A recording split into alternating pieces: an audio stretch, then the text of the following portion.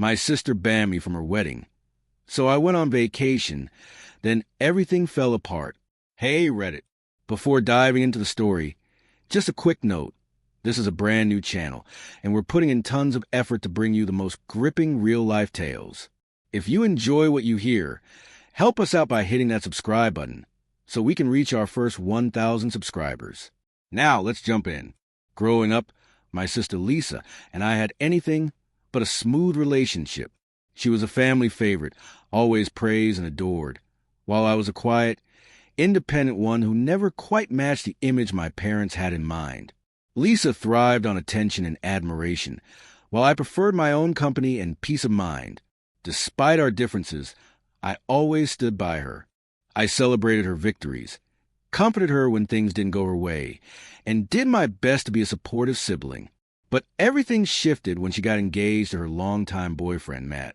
At first, I thought I'd be part of the wedding journey. It's a big moment, after all, but something felt off. I wasn't included in any of the preparations. I chalked it up to wedding chaos at first, assuming she was overwhelmed. But as time went on, I realized I was being intentionally excluded. No invite to go dress shopping. No bridal shower notice.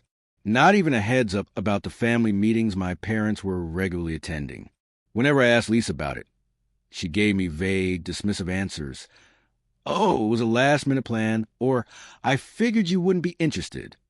The breaking point came when I saw the wedding invitations, and mine was nowhere to be found. I confronted her, confused and hurt. I asked why I wasn't being included in what should have been a significant day for both of us. Her response was cold and defensive.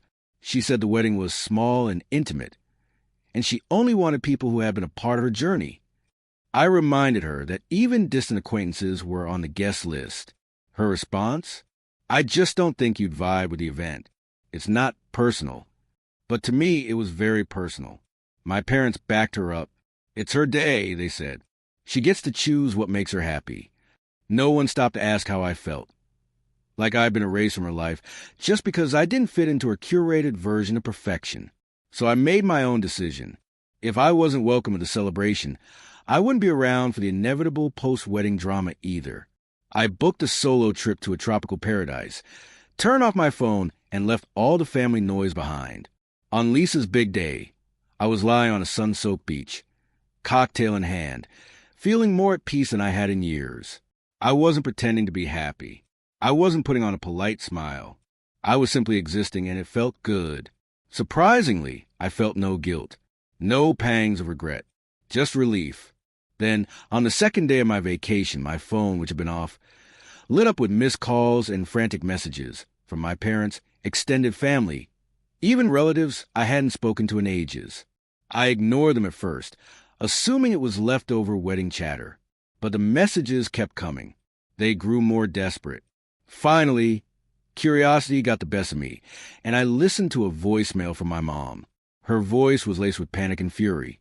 Lisa needs you. I can't believe you'd abandon your family like this. I eventually picked up one of my dad's calls, and what he told me floored me. The wedding had completely imploded. Matt got cold feet, but not just nerves. He had a full-on breakdown right before the ceremony. In front of all the guests, he confessed he wasn't ready for marriage, then walked out. Lisa was heartbroken. Guests were shocked. The perfect event she had planned down to the last detail had turned into a public disaster. And somehow, my family blamed me.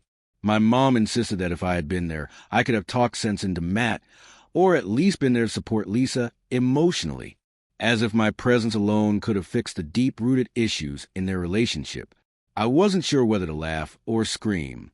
They had excluded me for months, made it clear I didn't matter, and now suddenly I was the missing puzzle piece. I told my dad I had no intention of cutting my vacation short. Lisa had made her choice. She did want me around when things were going well. She didn't get to demand my presence when it all went wrong. That didn't go over well. My mom called me selfish. Aunts and uncles labeled me cold-hearted. Lisa, who hadn't spoken to me in ages, now called me the worst sister in the world for not rushing to comfort her. But I stood firm. For once, I wasn't going to apologize for not being their emotional safety net. If they wanted me in their lives, it had to be as an equal, not just someone they turned to when things fell apart. And just when I thought the drama was finally behind me, I found out something that changed everything. When I returned from my trip, I was ready for the backlash. My parents bombarded me with guilt-tripping texts. Lisa had apparently been a wreck ever since the wedding crash. But what I didn't expect was a message from Matt. He sent me a long apology for bailing at the altar, for causing chaos, for putting me in the middle of it all. I was confused. Why apologize to me? Then he told me the truth. Matt hadn't just panicked. He'd been second-guessing the wedding for months. But Lisa and our parents kept pushing him forward. The more he thought about it, the more he realized he wasn't doing it for love. He was doing it to avoid disappointing everyone. But in the days before the wedding, something shifted. He said watching how Lisa treated me, excluding me, ignoring me, made him see a side of her he hadn't noticed before. It wasn't just me she shut out. It was anyone who didn't fit her idea of perfection. He told me, I kept thinking about how unfairly she treated you. And then I realized she does that to me too. He started reviewing their entire relationship and saw how often she dismisses feelings, how image always came before emotional connection. I was stunned. All this time, I thought I was just a background character in Lisa's perfect story. But I wasn't alone. Matt had been pushed aside too. Lisa hadn't just wanted a wedding. She wanted control, the picture-perfect life. And when things didn't go her way, she discarded people like props. When I told my parents what Matt shared, they refused to believe it, called him a liar, said he was making excuses for walking out. But I knew he was telling the truth. And for the first time, I didn't care if anyone else believed it or not. Eventually, Lisa cut all contact with me. She still blames me for turning Matt against her. My parents continue to hold a grudge. But honestly, I feel no regret. Because for the first time in my life, I chose me. Want the next chapter of this drama? Drop a comment and let us know. And don't forget to subscribe. More juicy stories coming soon.